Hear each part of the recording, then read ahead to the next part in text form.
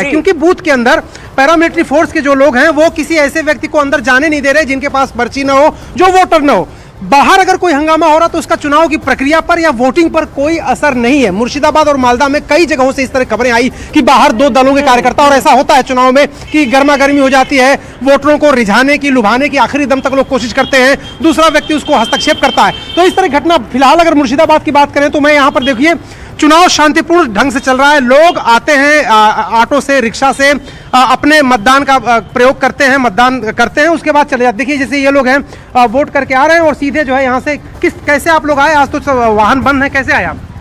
हम अपना बाइक से ही आए। अच्छा, बाइक अभी चल रही है? नहीं, बाइक चल रही है, मतलब वोट के लिए तो अलाउ है ना। हाँ, वोट के लिए अलाउ। आपने वोट दे दिया?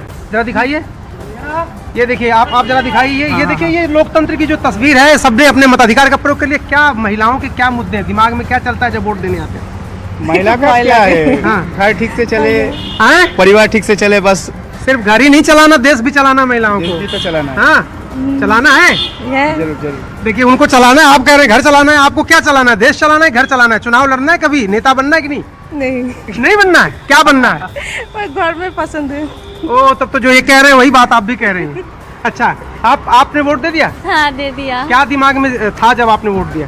वही घर चलाना, परिवार चलाना। हाँ। क्या है कि बंगाल में क्या मुद्दे आप लोगों के हैं? देश ठीक रहेगा, वही ठीक है। हमारा परिवार भी ठीक रहेगा, वही ठीक है। देश बना रहे, क्या बना रहे, खुशहाली बना रहे, शांति बना रहे, देश बना रहे, खुशहाली हो, शांति हो, बस यही चाहते हैं वोटर जो है यहाँ के मुर्शिदाबाद शांति चाहते हैं, प्रशासन की व्यवस्था चाहते हैं। ये एक बड़ा मुद्दा है अगर पश्चिम बंगाल की बात की जाए। यतेंद्र के पास लौटूंगी, सिलीगुड़ी में इस वक्त मौजूद हैं। यतेंद्र, आधी आबादी का कितना टर्नआउट, कितनी हिस्सेदारी आज देखी जा रही है सिलीगुड़ी में अगर बात की जाए तो? देखिए, सिलीगुड़ी अगर मत प्रतिशत की बात करें तो पहले जो 2 घंटे का था उसमें करीब 18% से ज़्यादा सिलीगुड़ी में वोटिंग हुई है। और अगर पिछले चुनावों की मैं बात करूं तो यहाँ का जो एवरेज रहा है वो 75 से 80% तक का एवरेज रहता है वोटिंग का, यानी कि बहुत अच्छा प्रतिशत यहाँ पर रहता है। और इसमें जहाँ आधी आबादी की आप बात कर रहे हो तो बड़ा बढ़ चढ़कर हिस्सा लेते हैं, क्योंकि मैं आज सुबह से देख रहा हूँ, सुबह 6:15 साढ़े 6 बजे से ही महिलाओं की बड़ी संख्या, बड़ी कतार यहाँ पर लग गई थी। और अभी भी आप देखें धूप है, देखिए लोग छाता लेकर, आप देखें लाइन पीछे की अगर तरफ दिखाऊं तो लोग छाता लेकर लाइन में खड़े हुए हैं, वो अपना वोट डालने का वेट कर रहे हैं। और ऐसी धूप में महिलाएं बड़ी संख्या में लगातार वोट डालने की प्रोसेस में कर रहे हैं। आप देख सकते हैं यहाँ से राजू विष्टा है, सांसद हैं, और वोट डालने के लिए वो यहाँ पर आए क्योंकि उनका वोट इसी पोलिंग बूथ पर है, तो वो भी यहाँ पर पहुँच चुके हैं। और एक बड़ा वोट परसेंटेज, यानी कह सकते हैं बड़ी हिस्सेदारी यहाँ पर रहती है, चाहे महिला हो चाहे पुरुष हो, किसी भी वर्ग का हो, वो बड़ी संख्या में। क्योंकि सुबह से ही मैं वो लाइनें देख रहा हूँ, क्योंकि जो 152 सीटों पर जो पहला चरण का फेज है उसमें साफ तौर पर ये दशा और दिशा तय करने वाला है, क्योंकि ये पहला फेज ही तय करेगा कि पश्चिम बंगाल में किसकी सरकार बनेगी। जी, निश्चित तौर पर मैं लौटूंगी। सपना भी मेरी सहयोगी इस वक्त नंदीग्राम में मौजूद हैं, ये भी हॉट सीट ही है। और सपना, आप नंदीग्राम में कौन से पोलिंग बूथ पर मौजूद हैं और वहां पर क्या तस्वीरें निकल कर आ रही?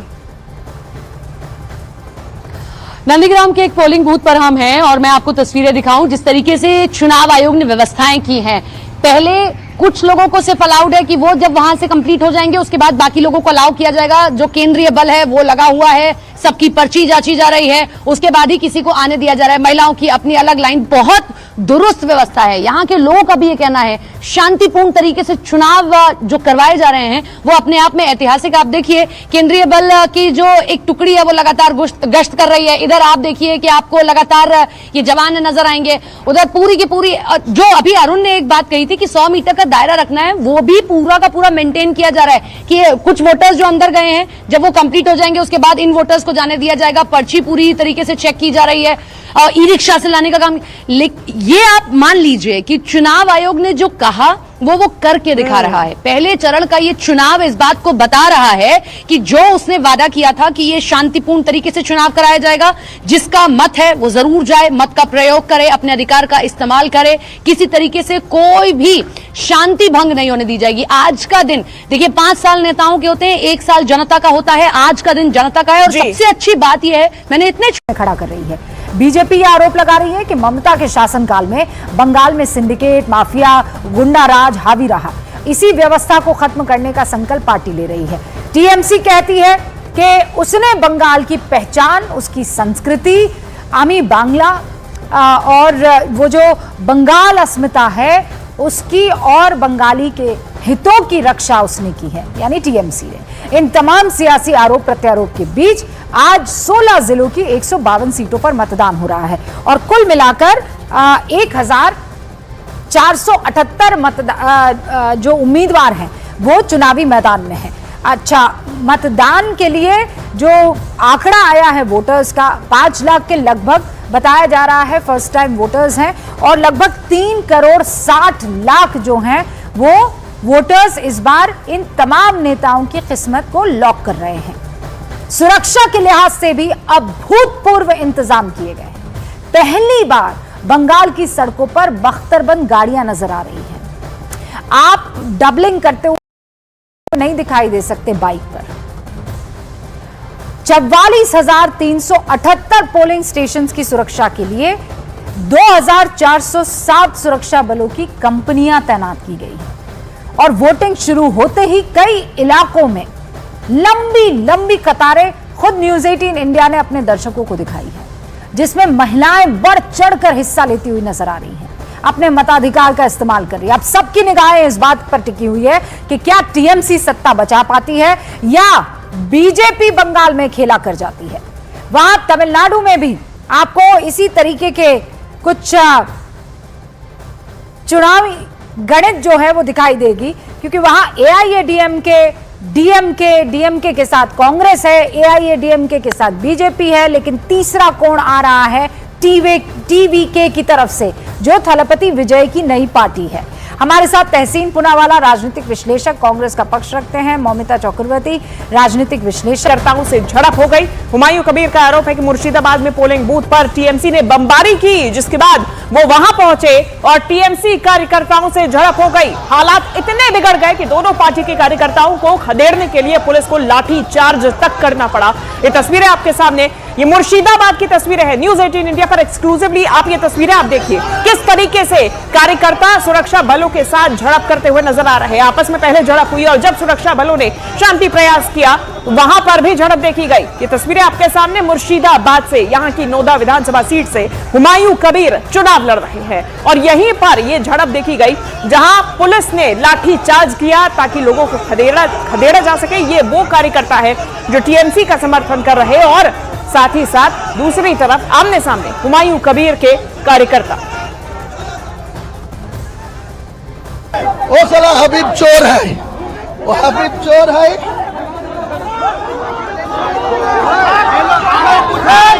बॉम्बिंग किया है ये लोग, ये लोग की बॉम्बिंग किया है ये लोग।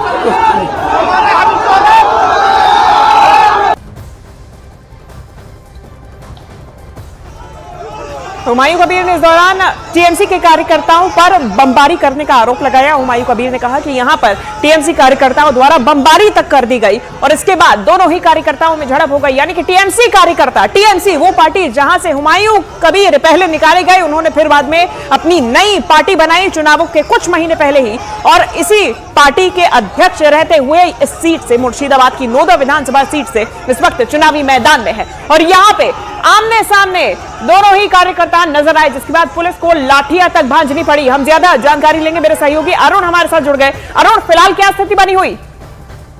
देखिए, फिलहाल तृणमूल कांग्रेस के जो समर्थक हैं और जो हुमायूं कबीर के समर्थक हैं, दोनों कई बूथों पर, कई जगहों पर एक दूसरे के आमने सामने। उसकी वजह यह है कि दोनों एक ही काडर हैं। हुमायूं कबीर काफी लंबे अरसे तक तृणमूल कांग्रेस के ही नेता रहे हैं, तो जो काडर है, जो वोटर हैं या फिर जो समर्थक हैं, वही दोनों के समर्थक हैं। चाहे हुमायूं कबीर की बात कर लीजिए, चाहे तृणमूल कांग्रेस की बात कर लीजिए। और जब दोनों आमने सामने होते हैं तो कई जगहों पर हंगामा हुआ है, कई जगहों पर बवाल हुआ है, लेकिन ये राहत की बात है कि कहीं हिंसक झड़प नहीं हुई है। ये जरूर है कि तृणमूल कांग्रेस के जो कार्यकर्ता हैं पुराने और जो हुमायूं कबीर के साथ तृणमूल कांग्रेस के कार्यकर्ता चलेंगे, उनके बीच गर्मा गर्मी है, कई जगहों पर नारेबाजी है, कई जगह पर हुल्लड़ हो रहा है, कई जगहों पर एक दूसरे के आमने सामने आ गए, लेकिन अभी तक किसी हिंसा की खबर नहीं है, किसी के घायल होने या किसी के ऊपर किसी तरह के पथराव या जो पहले होता रहा है चुनाव में पश्चिम बंगाल में इस तरह कोई खबर नहीं। हाँ, इतना जरूर है कि चूंकि हुमायूं कबीर तृणमूल कांग्रेस का वोट काटेंगे, ऐसा तृणमूल कांग्रेस का आरोप था, क्योंकि मुस्लिम डोमिनेटेड एरिया है। मुर्शिदाबाद की बात करिए, चाहे मालदा की बात करिए, उत्तरी दिनाजपुर की बात करिए, मुर्शिदाबाद सबसे ज्यादा डेंसिटी पॉपुलेटेड है। अगर मुस्लिम वोटरों की बात करें तो मुस्लिम वोटर लगभग जनसंख्या है 65% के आसपास है, और उसी वोट को लेकर के दोनों के बीच लड़ाई है। अरुण, लेकिन इस बीच हुमायूं कबीर टीएमसी कार्यकर्ताओं पर बमबारी का आरोप लगा रहे हैं। देखिए, आरोप लगाना एक अलग बात है कि बमबारी हुई है, लेकिन इस तरह का भी कोई विजुअल या इस तरह की कोई घटना या इस तरह की कोई पुलिस से सूचना नहीं आई है। हाँ, ये जरूर है कि जो मुस्लिम वोटर हैं उनको लेकर के दोनों पक्ष एक दूसरे के आमने सामने है, क्योंकि हुमायूं कबीर को भी ये साबित करना है कि वो चूंकि बाबरी मस्जिद का एक मामला उन्होंने उठाया है, उनको भी ये साबित करना है कि मैं मुसलमानों का नेता हूं। अगर वो सीटें नहीं जीतते हैं, वोट नहीं मिलता है, तो उनकी जो पूरी पॉलिटिक्स है वो सवालों के घेरे में आ जाएगी। और इसीलिए पूरी कोशिश वो कर रहे हैं पूरे इलाके में, मुर्शिदाबाद में कुछ सीटें वो जीते, कम से कम अपनी सीट जीते। लेकिन तृणमूल कांग्रेस ने पूरा जोर लगाया है, उन्होंने भी बैठक की है मुसलमान इलाकों में। उन्होंने कहा है कि सिर्फ हुमायूं कबीर वोट काटेंगे, सरकार हमारी नहीं बनने देंगे, जिससे नुकसान मुस्लिम समुदाय का होगा। तो दोनों पक्षों में मुसलमानों का वोट लेने के लिए जिस तरह की इंटेंसिटी है, जिस तरह की दोनों के अंदर लड़ाई है, जिस तरह की दोनों के अंदर होड़ है, उसको लेकर के दोनों के कार्यकर्ता आमने सामने आ रहे हैं। और हुमायूं कबीर लगातार आरोप लगा रहे हैं कि तृणमूल कांग्रेस और एडमिनिस्ट्रेशन दोनों उनके खिलाफ है, जबकि सरकार की तरफ से जो पुलिस है वो कह रही है कि दोनों पक्षों के बीच हंगामा में पुलिस की भूमिका सिर्फ यह है कि वो दोनों को शांत कर रहे हैं। अभी तक किसी हिंसक झड़प की खबर कहीं से नहीं आई।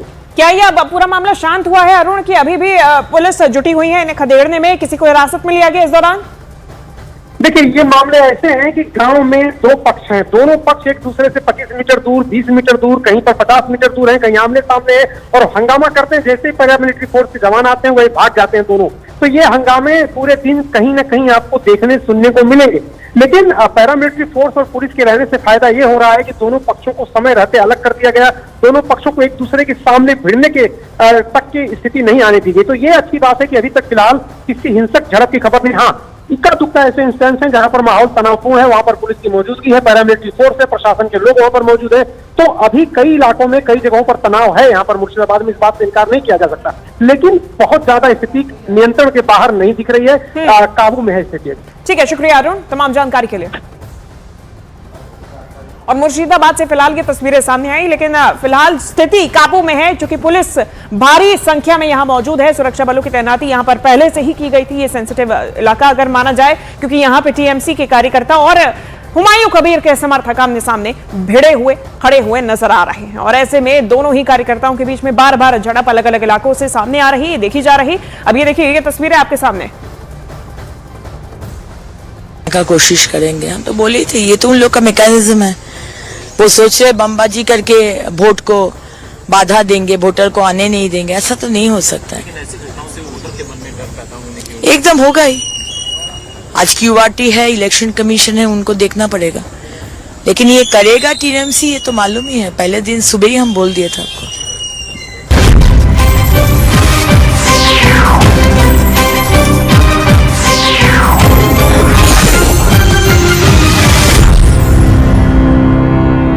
और भारी उत्साह लोगों में यानी कि आज